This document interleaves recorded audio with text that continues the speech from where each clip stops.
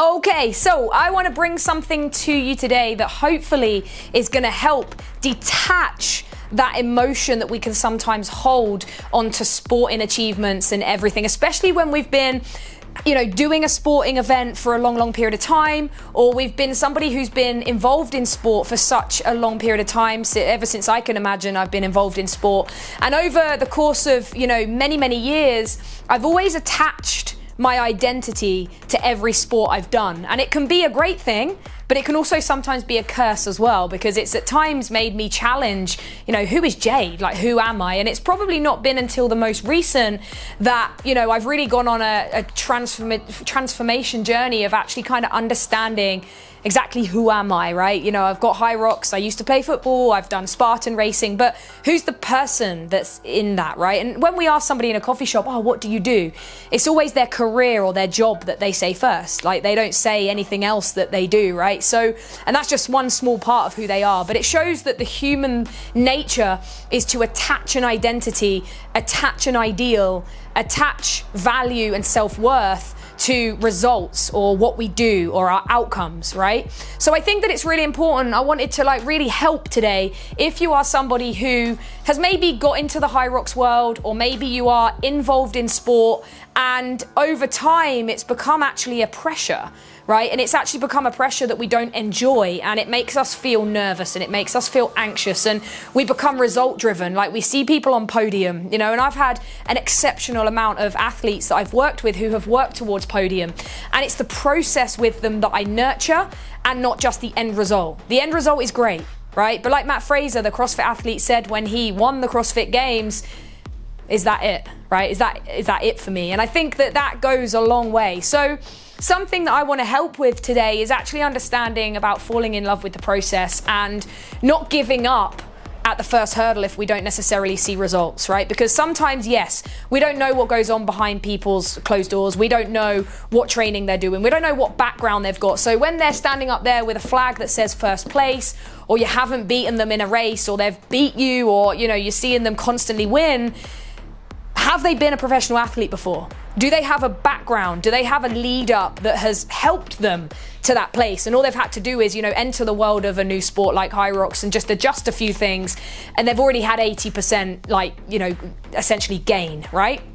So what we need to think of is what the real process looks like. Let's think about this as like expectation versus reality. Okay, and this is probably expectation versus reality for 95% of people. And this can go for anything, by the way. This isn't just sport, okay? Now, as humans, we can get anything delivered at the click of a button. We can get any bit of external validation by just putting a post up and getting a few likes. And we're constantly seeking this external validation, right? So sometimes when we don't get an immediate response, or we don't get an immediate result, we have no patience. We have no patience to surrender to a process. And so what we have to understand is this is the reality of a journey, right? There's going to be times that we plateau. There's going to be times that we start to see progress.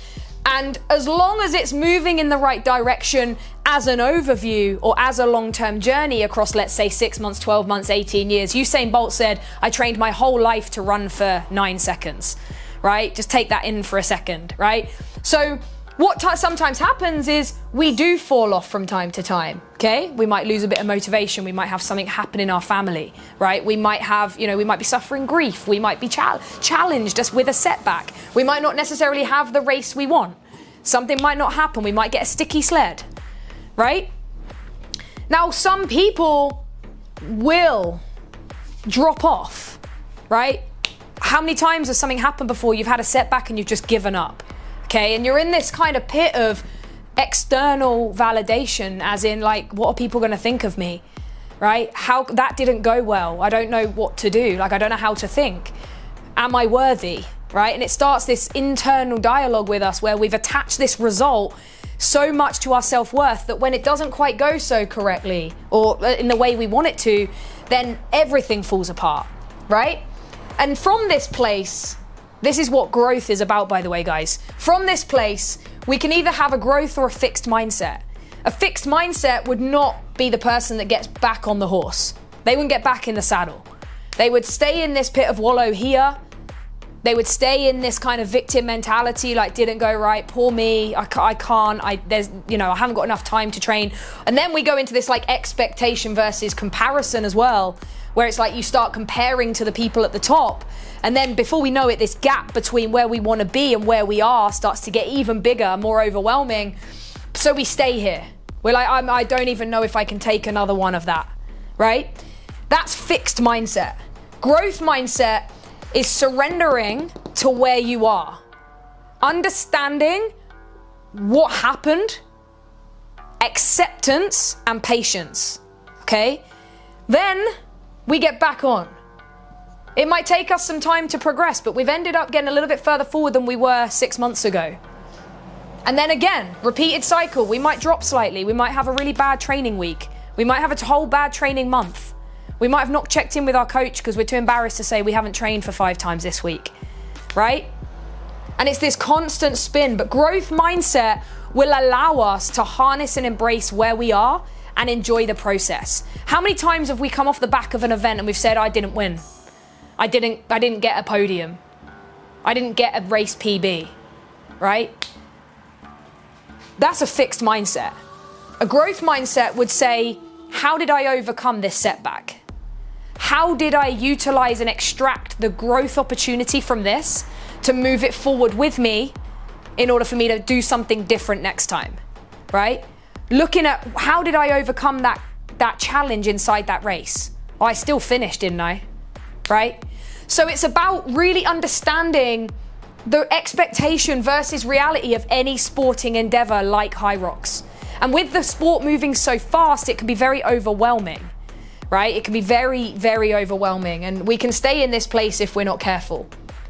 So that is my positive talk of the day, helping you to understand the importance of mindset when it comes to performance. This stuff we teach on a deeper scale inside of our Hyrox Compete program, which is helping everyday athletes to reach big sporting endeavors without stupid commitments of volume and time in training, but also harnessing their mindset so that they can come back from the inevitable at times, right? And even when they think that they can't get the result, they don't get stuck on the attachment to the end result. It's actually the process they start to fall in love with, who they become when they get back on this. This area here of coming back up, like when we've had a drop off in performance or we've had a bad race, this part here of development back up, in this place here is when we get to learn the most about ourselves as a person, right? This is where the real highlight comes through of who am I? How did I overcome this? This is the stuff that builds champions, right? And that, my friends, is how winning is done. All right, take care. Bye-bye for now.